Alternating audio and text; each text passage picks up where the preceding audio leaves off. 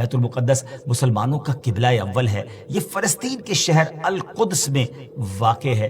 بعض نے اس شہر کو بھی بیت المقدس کہا ہے۔ اس میں کوئی شک نہیں کہ بیت المقدس یہودیوں، عیسائیوں اور مسلمانوں تینوں کے ریلیجن کے لیے مقدس مقام کی حیثیت رکھتا ہے۔ حکیم الامت مفتی احمد یار خان نعیمی رحمۃ اللہ تعالی لکھتے ہیں کہ چونکہ اس زمین میں حضرات انبیاء کے مزارات بہت ہیں، اس لیے اسے قدس کہا جاتا ہے۔ حضرت سیدنا سلیمان علیہ نبینا علیہ الصلوۃ والسلام کا مزار مبارک اور عالم اسلام کی مشہور و معروف مسجد اقصی بھی اسی شہر میں واقع ہے۔ رہی یہ بات کہ اس کا سنگ بنیاد کب رکھا گیا، کعبہ معظمہ کی بنیاد ڈالنے کے 40 سال بعد سیدنا آدم علیہ نبینا علیہ الصلوۃ والسلام یا ان کی اولاد میں سے کسی نے اس کی بنیاد ڈالی۔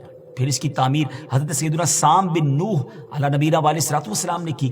پھر ایک عرصے کے بعد حضرت سیدنا داؤد علیہ نبینا علیہ الصلوۃ والسلام نے بیت المقدس کی بنیاد اسی مقام پر رکھی، جہاں حضرت سیدنا موسیٰ علیہ نبینا علیہ الصلوۃ والسلام کا خیمہ نصب کیا گیا تھا۔ اس عمارت کے پورا ہونے سے قبل حضرت سیدنا داؤد علیہ نبینا علیہ الصلوۃ والسلام کی دنیا سے وفات کا وقت قریب آ گیا، تو اب آپ نے اپنے بیٹے حضرت سیدنا سلیمان علیہ نبینا علیہ الصلوۃ والسلام کو اس کو مکمل کرنے کی وصیت فرمائی۔ حضرت سلیمان علیہ نبینا علیہ الصلوۃ والسلام نے انسانوں سے نہیں بلکہ جنوں کی ایک جماعت سے اس کام کو کروانا شروع کیا۔ 1 سال کا کام باقی تھا، مگر آپ کے انتقال کا وقت قریب آ گیا۔ آپ نے غسل فرمایا، نئے کپڑے پہنے، خوشبو لگائی اور اس طرح تشریف لائے کہ عصا پر ٹیک لگا کر کھڑے ہو گئے۔ ملک الموت حضرت اسرائیل علیہ الصلوۃ والسلام نے آپ کی روح اسی حالت میں، اسی عالم میں قبض کر لی۔ جب حضرت سلیمان علیہ الصلوۃ والسلام حیات تھے تو جنات کو رات کی رخصت بھی مل جاتی تھی، وہ دن میں کام کرتے تھے۔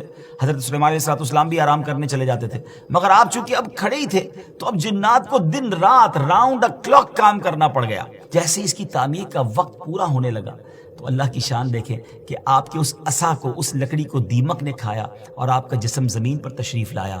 پھر لوگوں کو بھی پتہ چلا اور جنات کو بھی پتہ چلا کہ حضرت سلیمان علیہ الصلوۃ والسلام دنیا سے جا چکے ہیں۔ اس کی تعمیر کی تکمیل چونکہ حضرت سلیمان علیہ الصلوۃ والسلام کے زیر نگرانی ہونی تھی، اس لیے اس عمارت کو ہیکل سلیمانی بھی کہا جاتا ہے۔ حضرت سیدنا آدم علیہ الصلوۃ والسلام سے لے کر حضرت سیدنا موسیٰ علیہ نبینا علیہ الصلوۃ والسلام تک کعبہ یعنی بیت اللہ شریف ہی کعبہ رہا۔ پھر حضرت سیدنا موسیٰ علیہ نبینا علیہ الصلوۃ والسلام سے لے کر حضرت سیدنا عیسیٰ علیہ الصلوۃ والسلام تک بیت المقدس قبلہ رہا۔